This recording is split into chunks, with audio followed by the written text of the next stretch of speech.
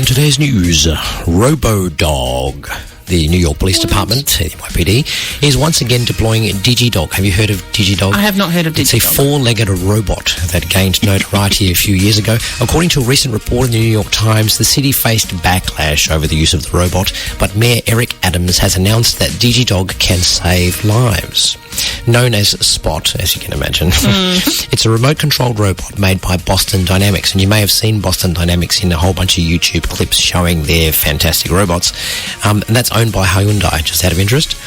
It is designed to work in hazardous situations where humans may be at risk, so DigiDog can perform inspections of potentially dangerous areas, monitor construction sites, and that kind of stuff. Is this just like the movies when the little robot dog goes in to check out the bomb? Exactly. Okay. However, Boston Dynamics also promotes DigiDog as a public safety tool, and the NYPD have taken that on, to send it out into crowds and to just monitor and watch for activity that might be a bit risque, etc. Okay. So, of course, this has sparked debate, especially with the latest stuff with AI and all that kind of thing, so it's all just a crazy thing. But, look, their decision to deploy DigiDog, it's stated as part of the NYPD's effort to modernise its operations and enhance public safety. It's going to investigate hazardous situations, such as hostage situations, chemical spills, bomb threats, etc.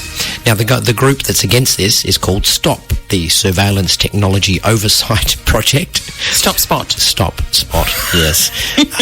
Against the use of local and state surveillance. They're not happy. So, it's the surveillance thing. With all of the stuff to do with AI now, it's probably a reasonable time for this to be coming out into the news. But, I think there's benefit in this moving forward. Excellent.